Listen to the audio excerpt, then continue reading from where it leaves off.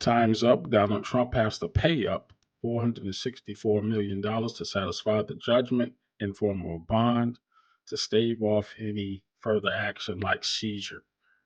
But what type of assets, what properties in particular, could he get that money from? We're going to go down the list of some of the properties that Donald Trump owns and what other organizations are putting value at. This is Antoine Anderson, and you're looking at the Ujamaa Network. Let's get into it. This entire case boils down to one thing. Donald Trump received an appraisal from an outside organization at a lower amount, then turned around within his organization and reappraised and revalued those properties, those same properties, at two, three times more than what the original appraisal was, and took out loans based on those internal valuations of those properties. Even with those numbers that were actually found to be more credible, Donald Trump's New York properties may be enough to satisfy this this judgment, but they would have to be liquidated to do that. We're going to go down the list of some of the properties that he has in his portfolio that could satisfy this requirement. First, we're going to look at Trump Tower, which is probably, not probably, definitely the most valuable property in his portfolio. It has a Forbes valuation of $371 million. The problem with that is that Trump doesn't own the majority of this building that's held by GE and another company by the name of Galbraith out of Ohio. Trump owns the parking garage, the valet booths, some of the room service kitchens, the lobby bathrooms, and a restaurant along with one of the units in the tower. That's it. That doesn't equate to the amount of money that he's actually going to have to fork over.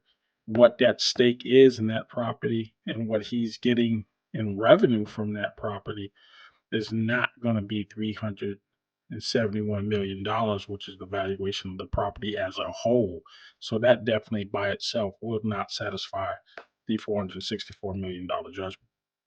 The next most valuable New York property would be that of Park Avenue, the Trump Park Avenue location.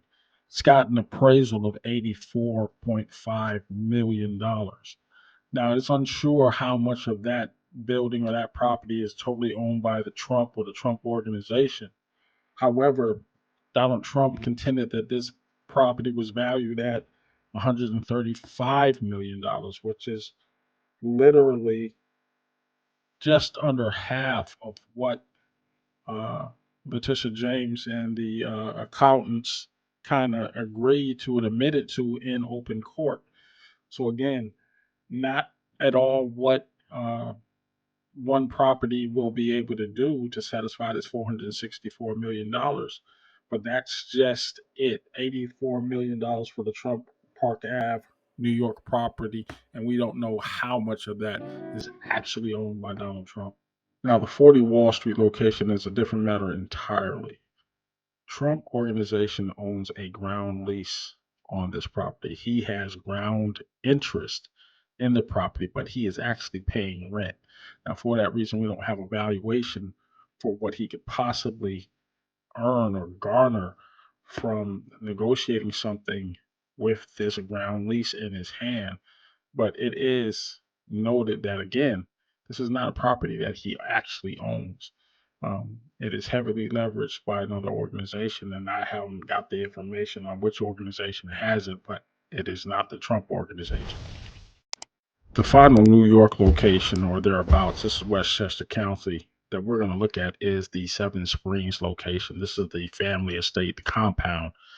This, by far, as a single residence, would be the one I would believe that Trump would actually own outright. This is a $25 million palatial estate with stunning views.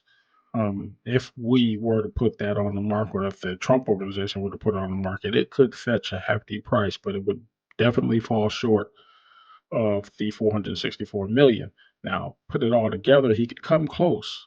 And fortunately for him, he has other holdings and other properties in or about New York, Chicago, and all the golf courses we haven't listed here, but we'll show you pictures of some of the other properties that he has. So he does have a way to raise the money, but can he raise it in this current climate?